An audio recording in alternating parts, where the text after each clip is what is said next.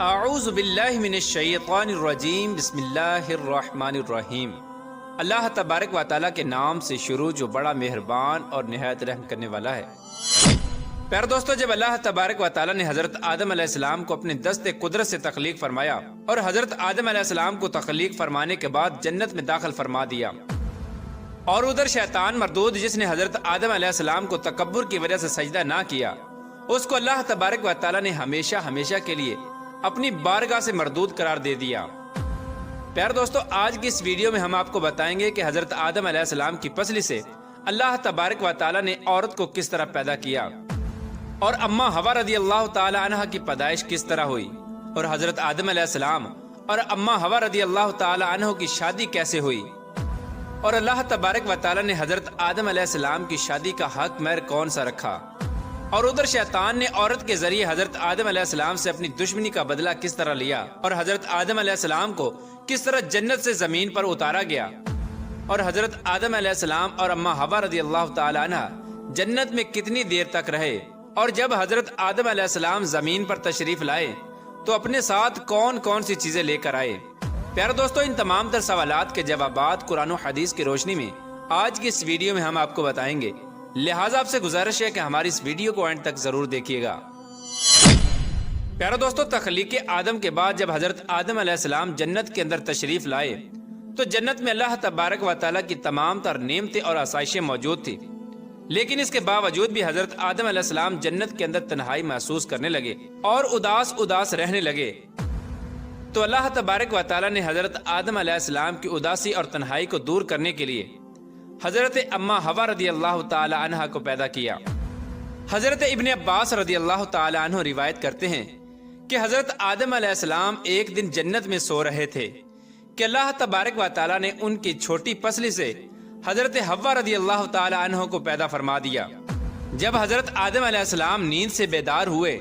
تو حضرت آدم علیہ السلام نے اپنے پاس ایک عورت کو پایا جو کہ ان سے ملتی جلتی مخلوق تھی۔ پیارے دوستو، روایات میں آتا ہے کہ جب حضرت آدم علیہ السلام نے اپنے جیسی خوبصورت مخلوق کو اپنے پاس لیٹا ہوا دیکھا تو ان کی طرف اپنا ہاتھ مبارک بڑھانے کا ارادہ فرمایا،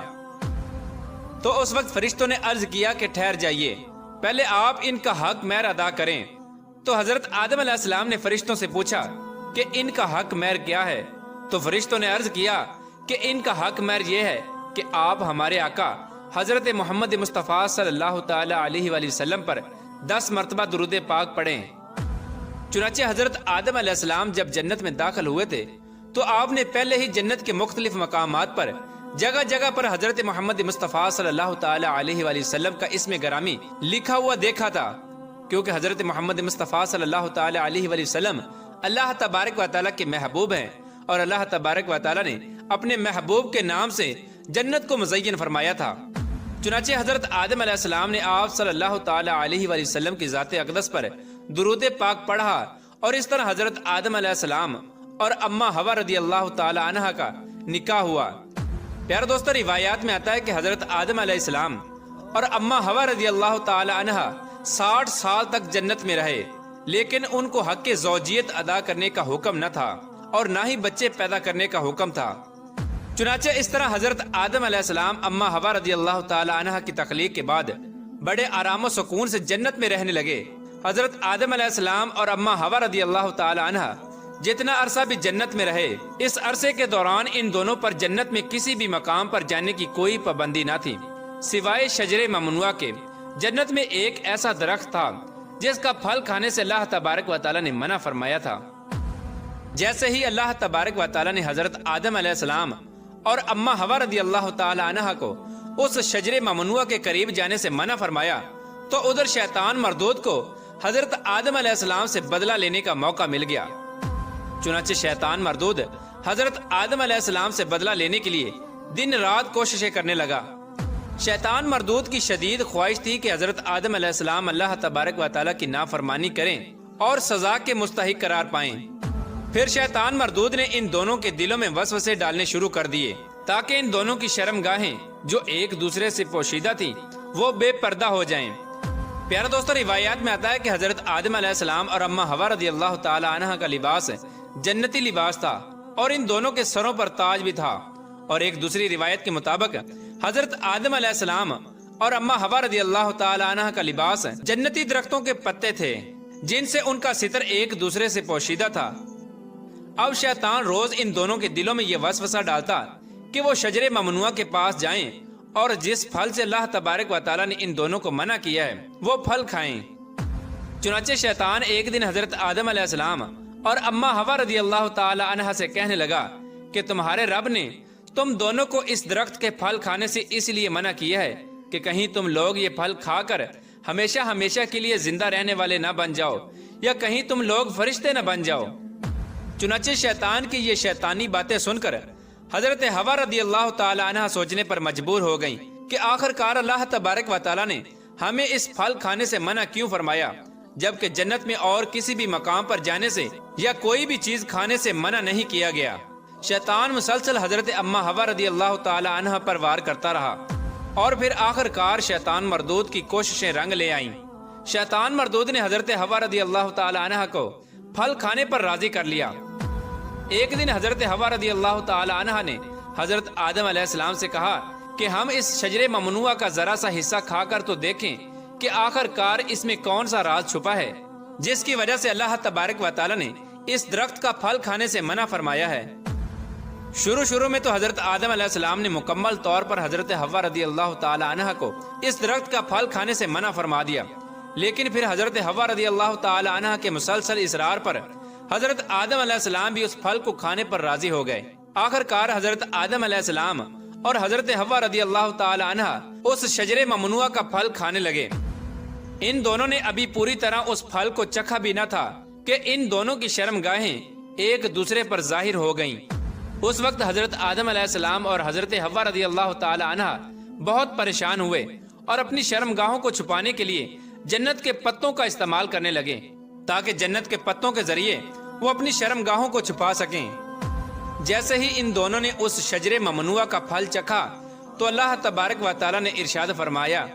کیا میں نے تم کو منع نہیں کیا تھا کہ اس درخت کا پھل نہ کھانا اور شیطان کے ورگلانے میں نہ آنا؟ یہ تمہارا کھلا دشمن ہے۔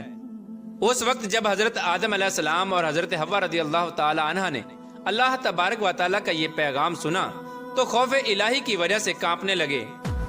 اس کے بعد اللہ تبارک و تعالیٰ نے حضرت آدم علیہ السلام کو اور حضرت حوا رضی اللہ تعالی عنہ کو زمین پر اتار دیا، جیسا کہ اللہ تبارک و تعالیٰ سورہ اعراف کی آیت نمبر 25 میں ارشاد فرماتا ہے، اب تم دونوں ایک خاص مدت تک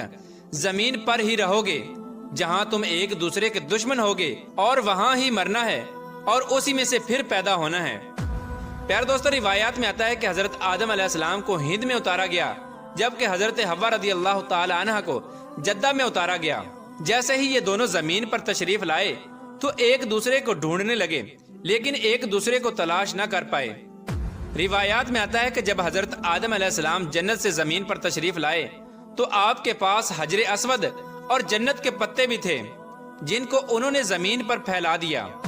حضرت ابن عباس رضی اللہ تعالی عنہ سے مروی ہے کہ حضرت جبرائیل علیہ السلام حضرت آدم علیہ السلام کے پاس تشریف لائے اور گندم کے 7 دانے اپنے ساتھ لے کر آئے۔ حضرت جبرائیل علیہ السلام نے اس گندم کے دانوں کو حضرت آدم علیہ السلام کو دیا تو حضرت آدم علیہ السلام پوچھنے لگے کہ یہ کیا ہے؟ تو حضرت جبرائیل علیہ السلام نے عرض کیا، یہ اس درخت کا پھل ہے جس سے آپ کو روکا گیا تھا لیکن آپ نے تناول فرما لیا۔ تو اس وقت حضرت آدم علیہ السلام نے فرمایا کہ اب میں اس کا کیا کروں؟ تو حضرت جبرائیل علیہ السلام نے عرض کی کہ ان دانوں کو زمین میں بو دیجئے۔ حضرت علامہ ابن کثیر لکھتے ہیں کہ حضرت آدم علیہ السلام سے جو خطا ہوئی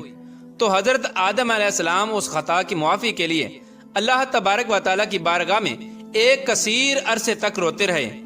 اور اللہ تبارک و تعالیٰ سے اپنی خطا کی معافی مانگتے رہے۔ چنانچہ ایک دن اللہ تبارک و تعالیٰ کو